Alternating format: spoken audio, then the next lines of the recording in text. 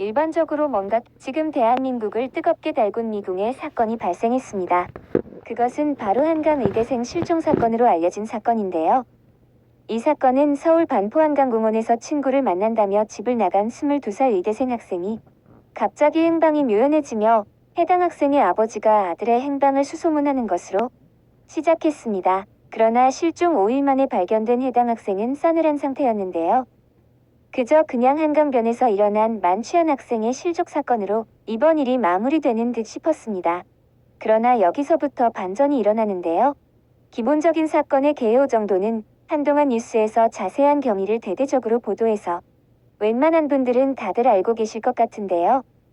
모르는 분들을 위해서 아주 짧게만 간추려서 설명하고 반전이 일어난 부분에 대해서 집중적으로 다뤄보겠습니다. 일단 사건의 개요는 친구를 만나겠다며 집을 나선 의대생이 친구와 한강에서 술을 마셨고 의대생이 만취를 했고 이때 새벽 2시경 친구 부모님에게 전화를 걸어 의대생이 만취를 해서 깨워도 일어나지 않는다라고 말을 합니다.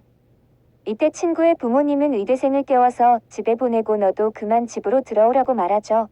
그렇지만 친구는 새벽 4시가 넘을 때까지 의대생 친구와 한강변에서 잠을 잤고 친구가 눈을 떴을 때는 의대생은 보이지 않았다고 진술합니다.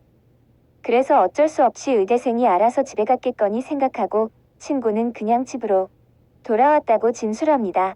그러나 이 해당 진술이 번복이 되는데요. 결국 의대생이 실종이 돼버리자 친구였던 A씨에게 의대생 부모들은 자초지종을 묻게 됩니다.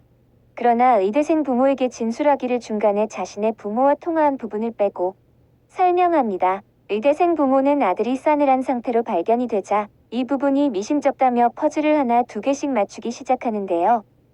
그 퍼즐을 정리해보면 이런 겁니다. 첫 번째 친구의 진술이 자꾸 번복이 되고 있다. 두 번째 집으로 먼저 돌아갔다는 친구에게 발견된 의대생의 휴대폰과 정작 사라진 친구의 휴대폰. 세 번째 집으로 먼저 돌아간 친구의 신발을 친구 부모가 보자마자 버려버린 일. 네 번째 의대생이 싸늘한 상태로 발견되기 이전 행방이 묘연한 단계에서 친구의 부모들은 변호사를 선임해서 자기 방어를 준비한 점. 다섯 번째 의대생이 싸늘한 상태로 발견되어 장례가 치러지는데도 친구와 친구의 부모 어느 쪽도 조문을 오지 않는 점. 이렇게 5개의 퍼즐이 존재합니다. 첫 번째 진술 번복은 앞에서 간략하게 설명을 드렸고 두 번째 핸드폰 부분도 굉장히 수상한 부분입니다. 의대생 소유의 휴대폰을 친구가 가지고 있었고 정작 본인의 휴대폰은 의대생과 함께 행방이 묘연해진 상황이었습니다. 최초 진술에서는 서로 만취를 해서 왜 휴대폰이 바뀌었는지는 기억나지 않는다라고 진술했지만 중간에 의대생이 휴대폰으로 자신의 부모에게 전화를 한 점이 말이 좀 안 맞는 부분이죠.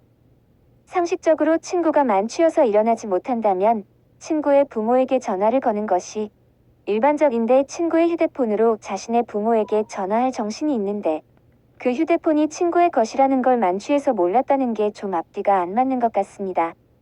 세 번째 문제의 신발 의혹인데요. 해당 사건이 일어난 주변은 아스팔트 포장이 잘 된 한강공원이었습니다. 현장 주변에 그렇게 더러워질 곳이 없고 진흙도 없는 곳인데 있어봤자 잔디밭과 모래풀 이 정도인데 친구의 부모는 집으로 돌아온 아들의 행색을 보자마자 더럽다는 이유로 신발을 사건 직후 바로 내다 버린 것이 상식에 맞지 않습니다. 의대생의 부모가 친구에게 자초지종을 묻는 과정에서 친구는 의대생이 술에 취해서 자꾸 넘어져 부축을 한다고 옷과 신발에 진흙이 많이 묻었다고 진술합니다. 그 말을 들은 의대생 부모는 당연히 그 신발과 옷 좀 살펴보자라고 말했는데 0.5초 만에 옆에 있던 친구의 부모들이 옷과 신발이 더러워져서 버렸다라고 대꾸를 했다고 합니다. 당시 의대생의 부모는 아들이 실종된 상태이기에 아주 작은 단서라도 찾기 위해 물어본 것인데 즉답으로 버렸다라고 부모가 나서서 대신 대답하는 것을 보고 굉장히 의심스러웠다고 말하는데요. 경찰 수사 결과 의대생과 헤어지고 집으로 돌아온 친구의 행방을 살펴보면 더욱 수상한 점이 발견됩니다. 아파트 CCTV에 촬영된 모습이 처음에 자신의 아파트로 돌아올 때 친구는 분명 운동화를 신고 들어옵니다. 그러고 다시 의대생을 찾기 위해 얼마 뒤 한강으로 나갈 때는 슬리퍼로 갈아 신고 나가죠. 친구와 부모들의 주장대로라면 현장은 진흙과 노면 상태가 엉망진창인 상태인데 그것을 알고 슬리퍼를 신고 다시 그 현장으로 갔다는 게 설명이 안 맞습니다. 마지막으로 해당 신발을 아파트에서 바로 버렸다는 부분입니다. 보통 아파트에서 신발을 버릴 때는 아파트마다 비치되어 있는 의류수거함에 버리는 것이 일반적입니다. 여러분들도 아시겠지만 의류수거함을 날마다 수거하지는 않습니다. 오랜 기간 방치해두고 일정 기간이 넘어야 수거를 해가는 형태인데요. 실종되고 얼마 되지 않은 상태에서 의류수거함에는 이미 해당 신발과 옷까지는 존재하지 않았다고 하네요. 그러면 진흙이 묻어서 더러워진 신발이기에 그냥 쓰레기 봉투에 넣어서 버렸다는 말인데 이 부분도 조금 미심쩍은 부분이죠.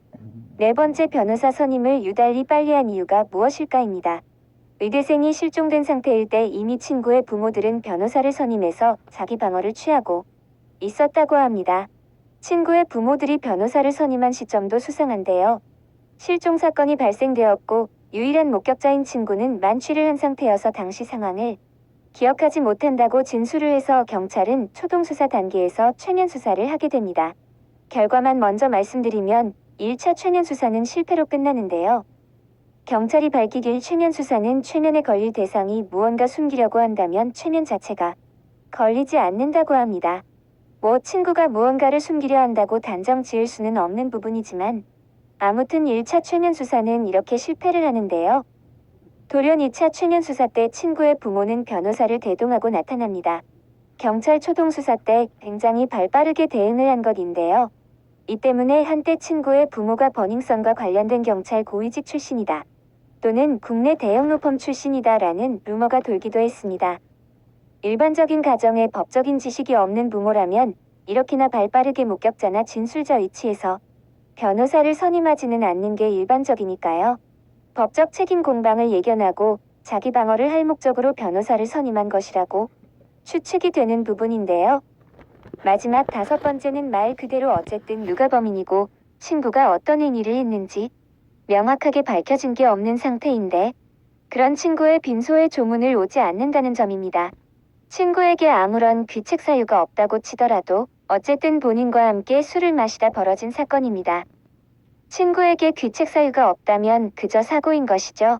그럼에도 세상을 달리한 친구의 빈소를 찾지도 않고 위로의 말을 전하지도 않는다는 것은 일반적으로 뭔가 캥기는 것이 있는 것 아닌가 하는 의심을 하기에는 충분해 보입니다. 상황이 이렇다 보니 의대생의 아버지는 아들인 의대생과 나눴던 카톡을 보면서 그저 눈시울만 붉히고 있는데요. 20년을 넘게 아들을 보살핀 것도 보살핀 것이지만 훤칠하게 의대생으로 키워놨는데 어느 날 갑자기 수많은 의혹만 남긴 채 아들은 싸늘해졌으니 그 부모의 속은 어떨지 짐작이 가능한 부분이죠. 이 사건이 수많은 의혹과 논란을 만들면서 세간의 이목이 집중되자 경찰과 정치권에서도 촉각을 두고 있는데요. 얼마 전 부임한 오세훈 서울시장도 유가족을 위로하면서 한강에 위치한 CCTV 화질 개선과 사각지대를 줄일 수 있도록 개선하겠다고 약속을 하는가 하며 경찰은 철저한 수사로 진실을 규명하겠다고 공언하고 있으며 현재는 국민청원까지 올라오는 상황입니다. 수상한 점이 매우 많은 친구와 부모이지만 그들이 주범이 아니고 단순한 사고였으면 참 좋을 것 같습니다. 아직 세상이 그렇게 각박하지 않다고 믿고 싶네요.